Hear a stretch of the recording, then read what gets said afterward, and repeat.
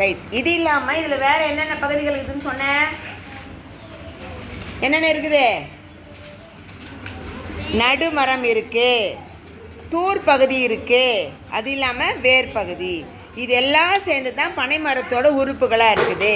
இந்த பனம்பழத்தை நம்ம என்ன செய்கிறோம்? பனங்காய் பழுத்த பனம்பழமாக நம்ம என்ன செய்கிறோம்? அதை சாப்பிட்றோம் இல்லையா? ஆமாம் தானே? இந்த ஓலைகள் வச்சு வீடு கட்ட பயன்படுது, விசிறிகள் செய்ய பயன்படுது இல்லையா? ஆமாம் தானே? பனைமரத்தை ஏறக்குறைய எல்லா உறுப்புகளுமே நமக்கு வீடு கட்டுவதற்கு போன்ற காரியங்களுக்காக பயன்படுது. அப்போது பனைமரத்தோட செருப்புகள் நம்ம பார்க்கும்போது பனைமரத்துலேருந்து நமக்கு பனங்காய் கிடைக்குது. அந்த கொட்டையை புதைச்சி வச்சோம்னு சொன்னால் பனங்கிழங்கு கிடைக்குது. அது இல்லாமல் அந்த பனைமரத்துலேருந்து பால் வரும் இல்லையா? அந்த பால் எடுத்து என்ன செய்வாங்க? பனங்கற்கண்டு கிடைக்குது. பனங்கற்கண்டு, பனை வெல்லம், இதெல்லாம் என்ன பண்ணுறாங்க? நமக்கு அந்த பனை மரத்துலேருந்து கிடைக்கக்கூடிய பொருட்களாக நமக்கு இருக்கிறது. புரியுதா? இதை நம்ம என்ன பண்ணோம்? தெரிஞ்சுக்கணும்.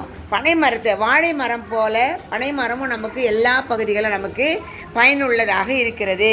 உச்சி பகுதி, பனங்காய், சாறை ஓலை, பச்சை மட்டை, பாலை பீலி, பத்தை மட்டை, அடுத்து குருத்தோலை, அப்புறம் நீ வச்சிருக்கிறது சில்லாட்டை. என்னது? சில்லாட்டை. இப்படிப்பட்ட உறுப்புகளை கொண்ட பனைமரத்தின் செருப்புகளை நாம் இந்த பாடத்தில் பார்க்கலாம். சரியா?